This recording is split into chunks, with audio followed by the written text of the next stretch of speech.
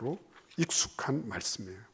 근데 그 익숙함 속에는 때로 보면 함정이 있어요.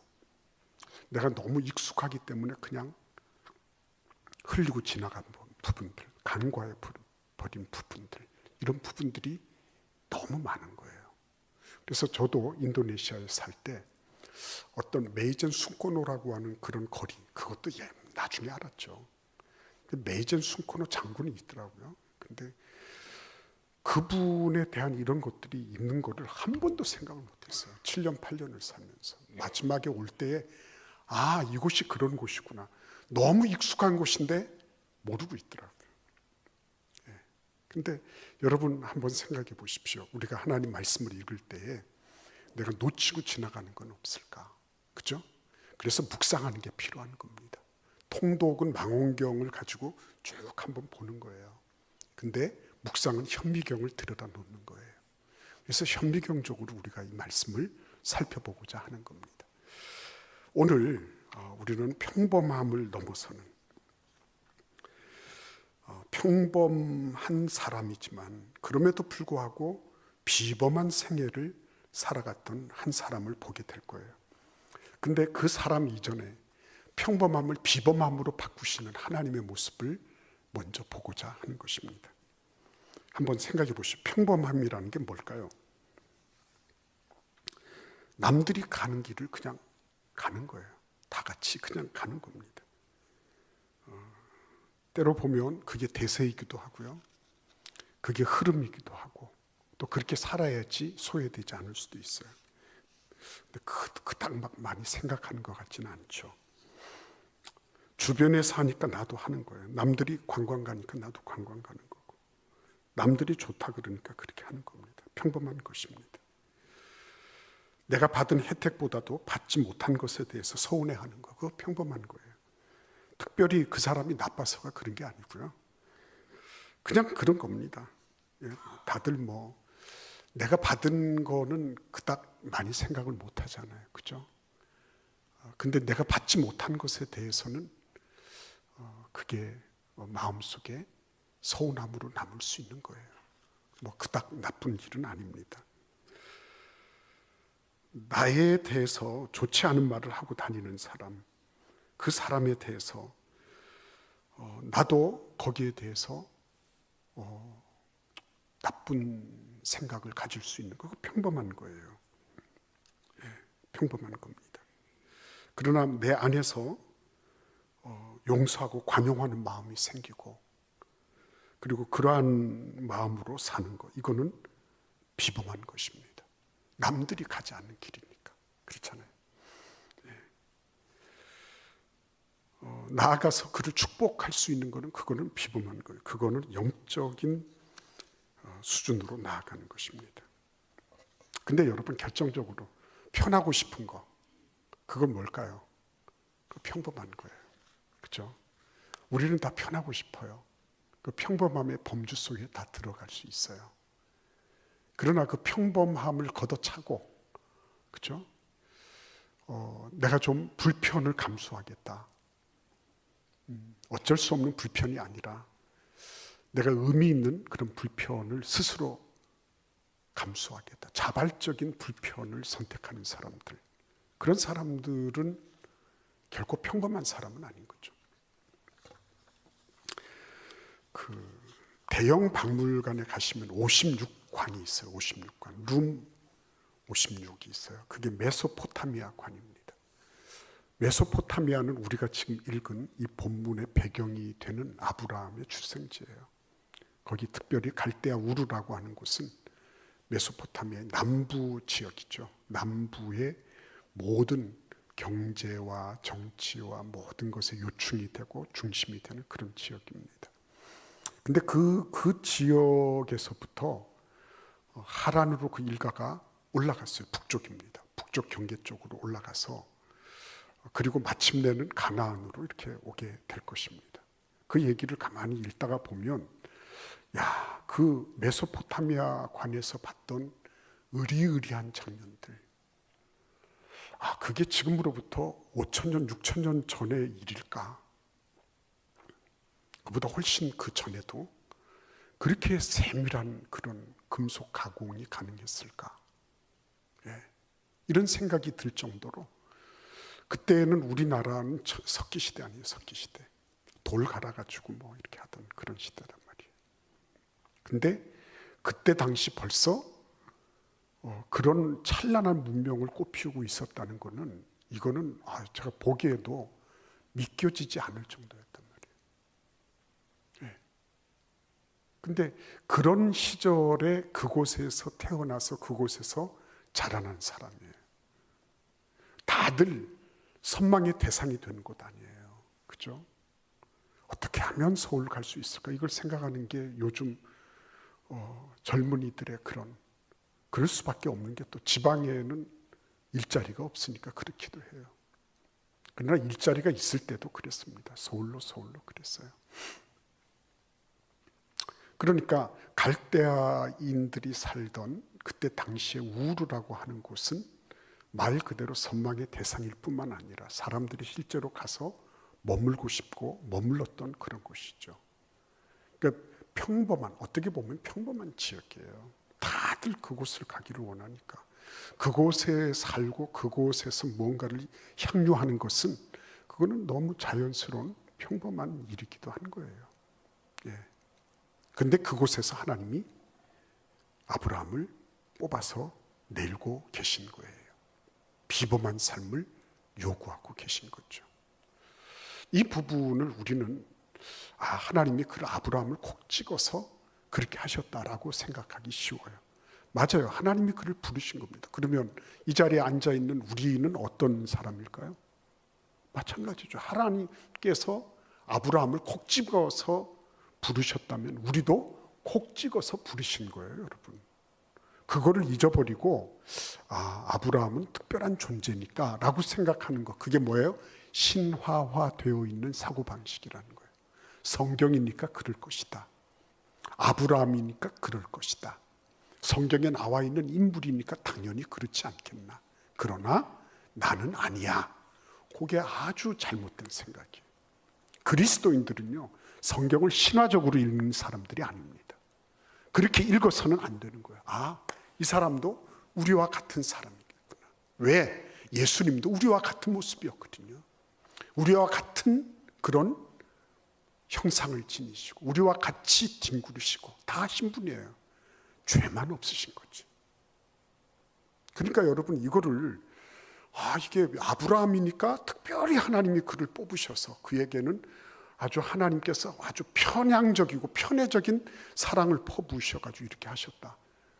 여러분 그런 생각을 싹 삭제하시기를 바랍니다. 아브라함도 우리와 같겠구나. 엘리야도 우리와 같다고 말씀하신 그 하나님, 예수님도 우리와 같은 형상으로 보내신 그 하나님. 그렇다면 성경은 신화적으로 읽어서는 안 되는 거구나. 성경은 우리와 같은 살과 피가 흐르는 사람들이 보고 읽고 느끼고 체험했던 것들이 들어 있는 거구나. 여기에서 하나님과의 관계성, 이 문제가 이제 성경에서 다루고 있는 부분인 거죠. 그래서 여러분 시편 19편 4절에서는 이렇게 말씀하시고 있어요. 그의 소리가 온 땅에 통하고 말씀이 세상 끝까지 이르도다 그랬습니다. 그의 소리가 온 땅에 통했다. 이 말은 뭐예요? 아브라함 시대 때도요, 하나님의 말씀이 온 땅에 통했어요. 아브라함에게만 그러신 게 아니란 말이에요. 그의 말씀이 세상 끝까지 이르도다 그랬습니다. 갈대아인들이 살던 우르 지역만이 아니라 그의 말씀이 온 세상에 꽉 찼어요. 끝까지 이르렀습니다. 근데 이제 중요한 게 뭐죠? 이제 여기서부터 평범함과 비범함이 갈라지는 분기점이 되는 것입니다. 잘 들으십시오. 평범한 것은 좋은 것입니다. 편안하고요, 안락하고요, 사람들 사이에서 소속감도 느끼고요, 그리고 무엇보다도 이 시대를 향유할 수 있는 그런 뭔가가 다 돼 있는 거예요. 그래서 평범함은 참 좋은 겁니다. 모나지 않는 것은 참 좋은 거예요. 그거는 누가 뭐라고 해도 좋은 거라고 생각을 해요. 그러나 그 좋은 것에 함정이 있어요. 그게 뭐죠? 영원하지 못한 것은 영원히 헛된 것이다. 영원히 무가치한 것인 거죠. 그 시대는 살 수 있어요. 그 시대는 안일하게 편하게 쾌락을 누리면서 살 수 있어요. 그러나 영원성은 보장하지 못해요. 거기에 치명적인 아픔이 있는 거예요. 평범하게 살고 편하게 살고 남들 하는 대로 살고 남들보다 조금 더 낫게 살고, 그게 무슨 잘못이냐? 잘못 아니에요. 그러나 큰 잘못이에요. 왜요? 영원한 것이 없으니까 큰 잘못이에요. 두고 후회할 거예요. 내가 왜 영원한 것을 택하지 못했을까? 예? 내가 왜 그때 쾌락에 아니면 안일에 젖어서 영원한 것을 보지 못했을까? 나중에 영원한 세계 우리가 들어갔을 때 후회할 부분 아니겠어요? 만약에 우리가 그런 안전지대에 살고 있고요, 남들이 선망하는 그런 어떤 것을 추구하거나 그 안에 내가 거하고 있다면, 그러면 나중에 내가 천국에 갔을 때, 예수님의 은혜로 천국에 갔을 때, 아, 내가 내 인생을 너무 허비하며 살았구나. 너무 내가 잘못된 선택을 하고 살았구나. 후회하지 않겠나 하는 거예요. 그래서 여러분, 오늘 이 말씀은 단순하게 그냥 아브라함에게만 콕 집어서 말씀하신 게 아니라는 거. 그러면 어떻게 아브라함이 했을까? 한번 보십시오. 12장 1절을 우리 같이 한번 읽어볼까요? 여호와께서 아브라함에게 이르시되 너는 너의 고향과 친척과 아버지의 집을 떠나 내가 네게 보여줄 땅으로 가라 그랬습니다. 자, 어떻게 하신 거예요? 하나님은 온 천지의 말씀을 꽉 채워주셨다고 했어요. 근데 그 말씀의 안테나를 높이 들고서, 예? 그리고 그 말씀을 포착한 사람, 그 사람이 누구였어요? 아브라함이었어요. 예. 수많은 사람들, 지금도 70억, 80억의 사람들이 살고 있습니다. 그 가운데 평범과 비범함을 가르는 것은 다른 게 아니었습니다. 하나님의 말씀에 대한 선택.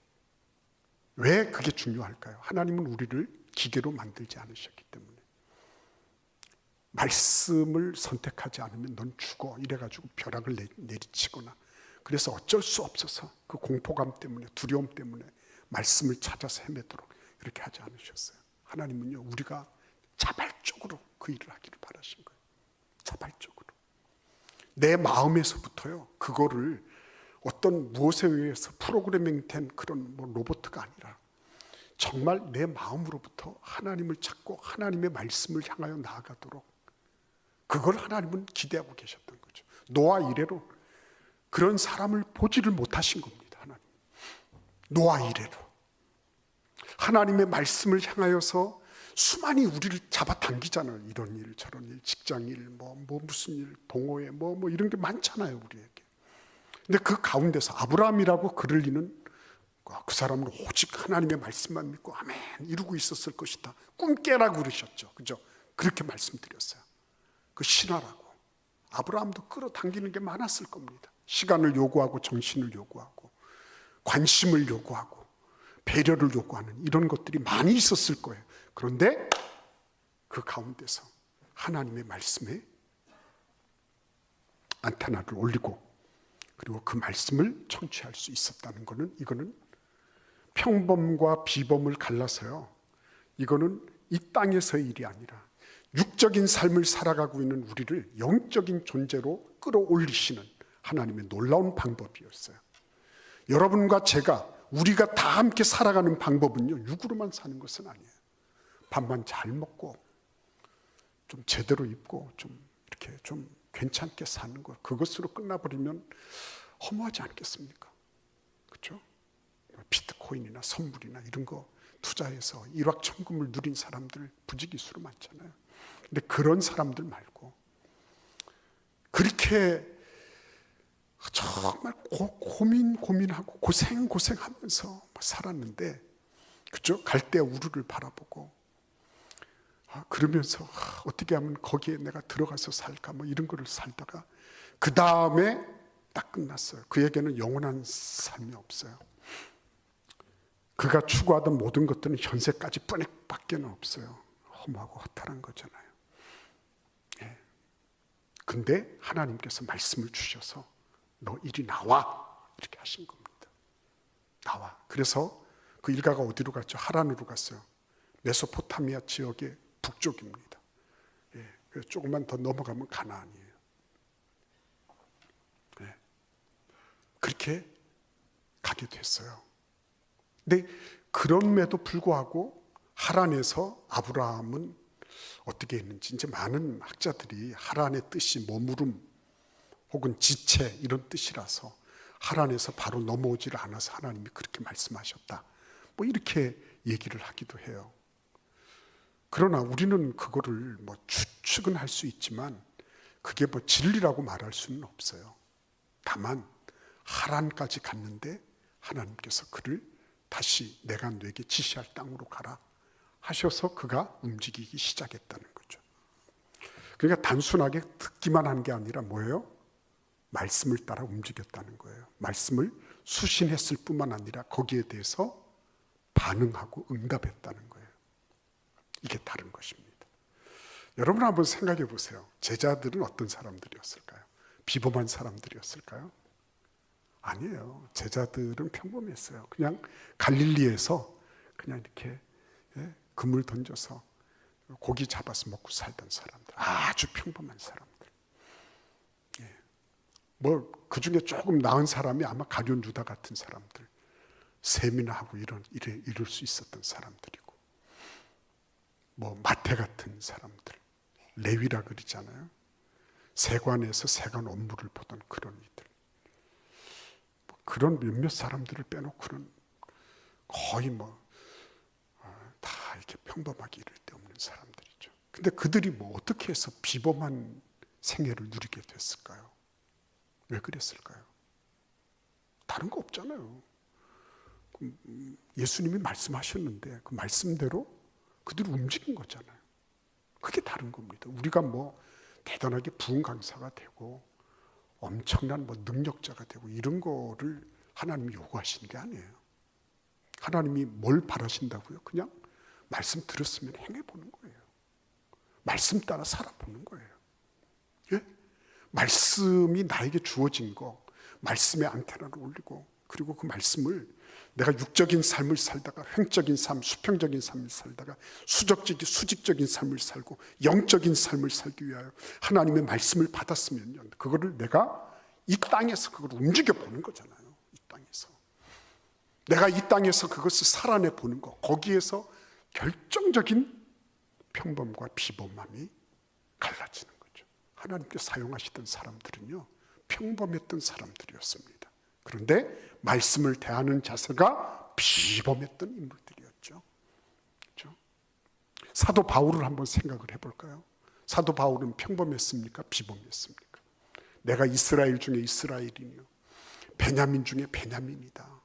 내가 날 때부터 유대인이고 막 이런 소리를 하지만, 그래서 사도 바울이 참 대단한 인물처럼 보이지만 평범한 사람이었어요. 왜 평범합니까? 다른 모든 사람들이 갖고 있는 유대 율법주의, 전통주의를 그대로 답습하고 있었던 사람이거든요. 그 사람을 보고 왜 비범하다 그런지 모르겠어요. 비범하지 않았어요, 그 사람은. 네. 사울이었잖아요. 사울. 내가 스스로 큰 자라고 그렇게 의시되고, 그럼 요즘의 사람들 나를 크게 보이고 싶고 대단해 보이고 싶은 거는 어디를 가나 다 시대를 통틀어서 다 갔잖아요. 평범한 사람. 근데 그가 어떻게 비범하게 됐어요? 예수님을 만났잖아요. 예수님 어떻게 만났습니까? 예수 믿는 사람 잡으러 가다가 예수를 만났어요. 기가 막힌 노릇 아니에요. 그렇죠? 예수 믿는 사람 잡으러 가다가 예수를 딱 만나버렸는데 그분이 뭐라 그러세요? 말씀을 해주시잖아요. 말씀을. 그는 예수를 만났을 때 예수의 말씀을 만난 거예요. 예수의 말씀을. 네. 지금은 그의 눈에는 예수가 안 보이니까 예수가 사기꾼인 줄 알았어요. 네. 사람들을 혹세무민하는 그런 아주 나쁜, 질이 나쁜 그런 사기꾼으로 알았습니다. 근데 예수님을 직접 딱 만나보니까 뭐예요? 지금까지 예수님이 하신 그 모든 말씀이 뭐예요? 진리라고 하는 것을 비로소 깨달은 겁니다. 말씀을 만나버리고 나니까 어떻게 됐어요? 그때부터는 뭐 유대 율법주의 이런 소리 안 했습니다. 전통에 얽매일 수가 없었어요. 그는 하나님의 말씀을 따라 비범한 길로 나아가게 되는 거예요. 성경은 다 그런 얘기들입니다. 평범한 우리 같은 사람들이 어떻게 그 평범함을 넘어서 비범한 생애를 살아가도록 하나님이 이끄시나, 그죠? 그 얘기예요. 다들 보면 낳고 살고 죽었다 뭐 이런 얘기들 지난 주일에도 같이 나눴잖아요. 그거 다 평범한 삶이에요. 근데 그 평범함을 뚫고 나와서 그것을 극복해낼 수 있는 힘과 능력은 어디에부터 나오는 거예요? 말씀으로부터 나오는 거였습니다. 자, 우리 같이 한번 이 말씀을 읽어보겠습니다. 2절과 3절을 함께 읽겠습니다. 내가 너로 큰 민족을 이루고 내게 복을 주어 내 이름을 창대하게 하리니 너는 복이 될지라. 너를 축복하는 자에게는 내가 복을 내리고 너를 저주하는 자에게는 내가 저주하리니 땅의 모든 족속이 너로 말미암아 복을 얻을 것이라 하신지라. 아멘. 2절만 딱 보면 너무 좋죠. 내가 너로 큰 민족 이루고 내게 복을 주어 내 이름을 창대케 할 것이다. 너 유명하게 될 거야. 그 막 지금은 뭐 사람 이름에다가 탱크 이름까지 다 그냥 아브라함이 됐어요. 이렇게만 하면 참 좋습니다. 근데 3절이 석연치 않아요. 3절이 왜 3절이 석연치 않죠? 왜 하나님이 이 말씀을 덧붙이신 거예요? 똑같이 너는 복이 될지라 복을 얻을 것이다. 같은 말씀하시면서 왜 3절을 덧붙이셨을까요? 우리는 늘 묵상하면서 질문을 던지잖아요. 왜 이렇게 하셨습니까? 왜 이 말씀 하셨습니까? 그죠? 나아가서 이 말씀이 오늘날 나에게 어떻게 적용됩니까? 이거를 늘 묻잖아요. 근데 이렇게 물어보면 어떤 답이 나올까요? 그렇죠. 하나님은 그냥 너는 갈대아 우루 하란 같은 그런 대도시에서 문명의 단맛을 누리다가 그래 편안하게 와서 가라. 이 정도로 아브라함을 부르신 게 아니었어요. 그죠? 그를 끌어내셔서 가나안 땅으로, 그죠? 이끌어내신 겁니다. 가나안 땅도 문명 지역이었지만 그러나 갈대아 우르와 같이 하란과 같이 그런 지역은 아니었어요. 그러니까 좌천된 것과 마찬가지예요. 그런 대로 뽑아서 나오신 겁니다. 근데 이렇게 하는 이유는 뭐예요? 너를 축복하는 자를 내가 축복하고 너를 저주하는 자에게 내가 저주하겠다. 이 말씀 뭐죠? 네가 살아가는 게 다 고르지 않을 거야. 넌 불편함을 감수해야 될 거야. 너를 축복하는 자도 있겠지만 너를 저주하는 자도 있을 거야. 그런데 그거를 어떻게 해요? 내가 보장해 줄 거야. 내가 보호해 줄 거야. 내가 너의 안전망이 되어 줄 거야. 걱정하지 마. 이 말씀하시는 거예요.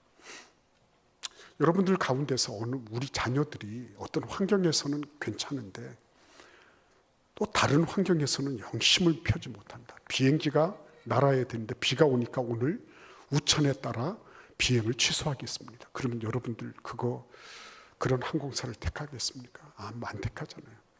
환경과 연관없이, 형편과 연관없이 그렇게 가야 되잖아요. 그렇죠? 왜만큼 비가 내리고 뭐 엄청난 악천후가 아니고 태풍의 중심을 지나는 게 아니라고 한다면 그러면은 가야 되는 거죠. 움직여야 되는 거. 우리 자녀들도 마찬가지 아닙니까? 나를 오냐오냐 하는 사람만 있는 건 아니잖아요. 너 잘한다 하는 사람만 있는 건 아니잖아요. 너에 대해서 질시하고 너에 대해서 나쁜 말하고 이런 사람도 있을 거 아니에요. 이런저런 사람을 다 만날 겁니다. 근데 이런 종류의 사람들하고는 네가 일이 되는데 이런 종류의 사람하고는 안 된다 그러면 곤란하잖아요. 그거는. 네? 비행기가 비 온다고 못 듣는 것과 마찬가지 아니겠어요? 하나님은 그런 식물인간 같은 그런 사람을 원치 않으셨어요. 네? 생존력 갑이 되는 사람들. 어떤 상황, 어떤 누구를 만나든지 간에 하나님을 의지함으로 그걸 이겨내는 사람들. 이런 사람들을 하나님은 원하시고 있었던 거예요. 날 것 그대로. 어떤 상황에 던져놔도 살아갈 수 있고 그것을 견뎌낼 수 있고 극복할 수 있는 사람. 아브라함에게 그걸 기대하신 겁니다.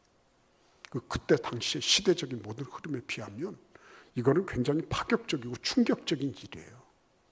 아이고 뭐 아브라함이니까 뭐 하나님이 이렇게 말씀하시고, 천만의 말씀이죠. 아브라함이 왜 318명이나 되는 자기 군사를 길러야 됐을까요? 이거 모르니까. 언제 어디에서 누가 침입을 해 들어올지, 습격을 해올지 모르니까 자기 하인들을 데리고서 군사 훈련을 시켜서 318명 사병 조직을 만든 거 아니에요. 그 정도로 위험한 그런 상황이었다는 거예요. 그런데 하나님께서 뭐라고 말씀하세요? 그걸 현실을 저버려라, 이게 아니라, 그래 만들 거 만들어. 그러나 궁극적으로 내가 너를 보장해 줄 거야. 너의 안위는 걱정하지 마. 이렇게 하신 거예요. 그러니까 말씀이 이렇게 떨어지기 시작하면요, 좀 불편은 감수해야 돼요. 예. 안전지대에서 벗어나야 되는 위험은 감수해야 돼요. 그러나 뭐가 있어요? 하나님의 보장 확실하게 받아요. 그리고 무엇보다도 내가 어떤 상황에서든지 살아갈 수 있다는 생존력에 대한 확신을 지니게 돼요. 이게 없어서 못합니다. 저게 아니니까 안 됩니다. 이런 소리 아니에요. 이번에 마두로를 잡은 델타포스 그 특공대를 아시죠? 탑티어라 그럽니다. 최고 수준. 그린베데보다도 더 낫고요. 뭐 어떤 특수부대보다도 가장 최상위급의 부대예요. 다른 특공부대라고 해서 훈련이 덜하다 이런 거 아니에요. 다 똑같이 훈련 받습니다. 근데 델타포스는 다른 게 딱 한 가지가 있어요. 이 사람은 무기가 있든지 없든지 어떤 환경에 있든지 자기에게 주어진 임무를 할 수 있는 사람들이다라고 인정될 때 델타포스가 되는 거예요. 하나님은 그냥 대충 너희들 훈련 받았으니까 군인이야, 그리고 계급장 달아주고 이런 정도로 아브라함을 기르려고 하지 않으셨어요. 너 어디에다가 무엇을 하든지 어느 곳에 떨어뜨려 놓든지 너는 내 뜻을 행할 사람이에요. 그래서 던진 거예요. 델타포스급이죠. 여러분, 하나님께서 우리를 부르실 때 환경 따라 관계 따라 휘청휘청하는 그 정도의 연약하고 허약한 그런 존재로 우리를 부르시지는 않았다. 평범한 사람들이지만 그 평범과 비범을 가릴 때는 뭐가 있었어요? 말씀이 있었어요. 말씀이 그 사람을 강화시켜 주는 거예요. 말씀이 아브라함에게 하나님이 나에게 이렇게 하시는구나. 괜찮아. 가나안 땅 들어가게. 그 가나안 땅이 박힌 돌들이잖아요. 그 사람들. 내 고향과 친척과 아버지 집이 아니란 말이에요.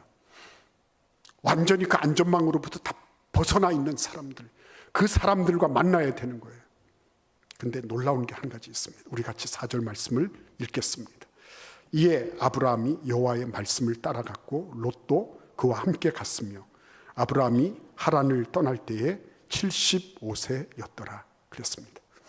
여기에서 아주 중요한 말씀, 너무나도 소중한 말씀, 여러분들이 많이 들었던 말씀이에요. 저도 이 말씀 여러 번 나누었어요. 아브라함과 그의 조카 롯이 하란을 떠나서 가나안으로 들어갈 때 동기가 달랐죠. 어떤 동기였죠? 아브라함은 하나님의 말씀의 동기를 부여받았고 롯은 하나님의 말씀의 동기 부여를 받은 아브라함, 관계를 따라서 간 거예요. 근데 하나님의 말씀을 따라갔던 아브라함은 그 하나님의 말씀을 받는 안테나를 올려서 하나님의 말씀을 받는 것에 들여졌던 아브라함은 계속 그 길을 갈 수 있었고요. 관계를 따라갔던 롯은 중간에서 이탈할 수밖에 없었어요. 낙오될 수밖에 없었습니다. 이게 중요한 부분이에요. 우리 가운데도요, 하나님의 말씀으로 동기부여를 받아서 내가 직분도 받고 봉사도 하고 이러면 문제가 없어요. 관계를 따라서 내가 뭔가를 하려고 하면요, 관계가 삐끗하면 그보다 훨씬 더 중요한 하나님의 영역을 잃어버려요. 너무 안타까운 일이에요. 오늘 여러분과 저의 삶 속에요, 이게 있어야 돼요. 하나님의 말씀을 받기 시작하면 그래, 위험 부담에 대한, 그죠? 지금 아주 평균적인 그런 삶에 대한 이런 부분들을 포기해야 돼요. 불편을 감수해야 돼요. 예. 나를 축복하는 자도 있지만 저주하는 자도 있고 관계상의 어려움도 감수해야 돼요.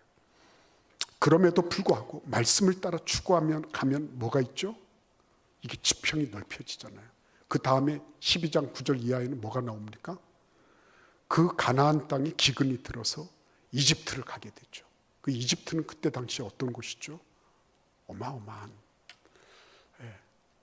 그러니까 아브라함이 뭐 피라미드를 봤다 이런 얘기를 저도 여러 번 말씀을 드렸습니다.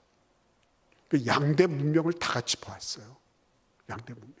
하나님이요 말씀을 통해서 우리에게 지평을 확 열어주십니다. 영적 지평도 확 열어주시는 거예요.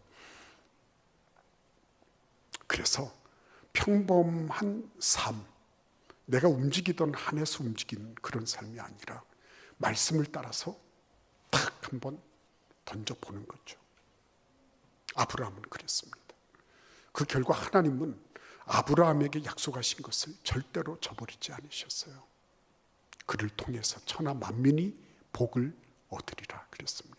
말씀을 받아서요. 비범한 삶, 비록 좁은 길이지만 그런 길을 걷기로 작정하고 결행하고 나가는 분들, 그런 분들은 가정만 잘 되는 게 아니에요.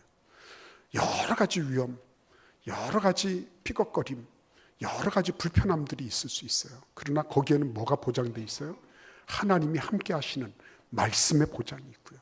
영원성에 대한 보장이 있어요. 아브라함이 내가 왜 갈대아 우르를 이렇게 떠나와가지고 이 고생을 하나, 이런 얘기를 한 적이 없어요. 그도 만약에 돌아갈 기회가 있었으면 얼마든지 돌아갈 기회가 있었다. 히브리서 11장 14절 말씀하시고 있어요.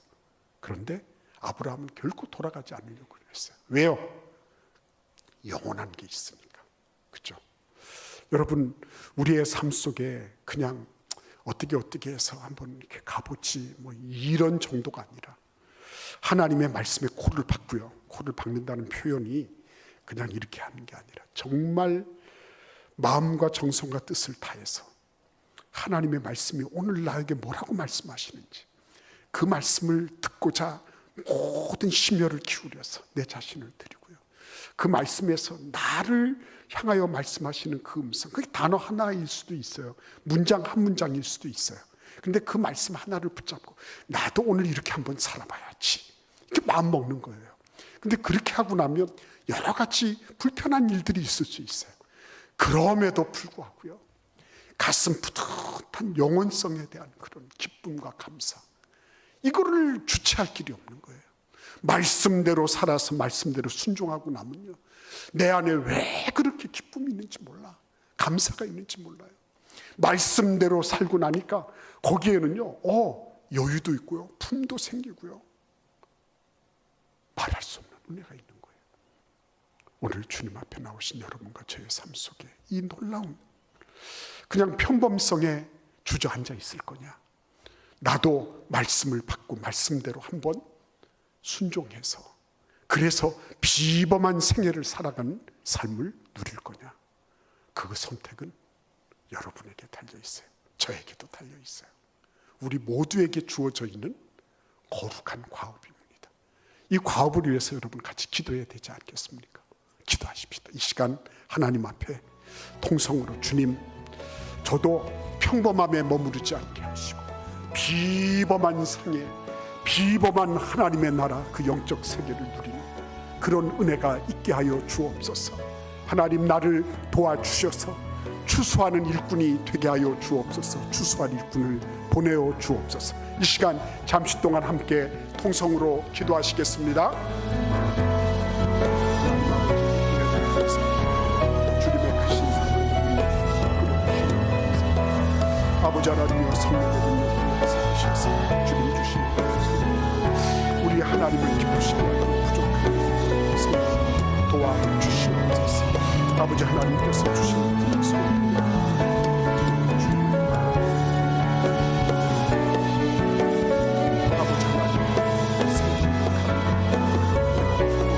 충만하게 하여 주시옵소서. 아버지 하나님, 주의 백성들의 마음과 심령을 추수할 분이 되게 하여 주시옵소서.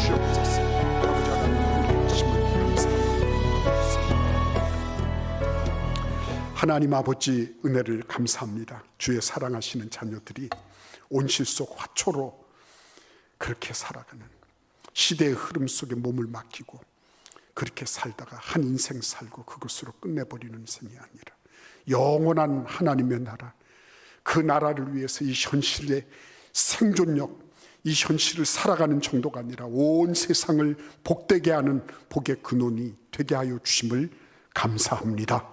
이제는 평범함을 떨쳐버리고 안전지대를 벗어나게 하시고 하나님의 나라 위하여 과감하게 믿음으로 말씀의 세계를 탐험하는 귀한 주의 사람들이 되게 하여 주옵소서. 예수님의 이름으로 축복하며 기도하옵나이다. 아멘.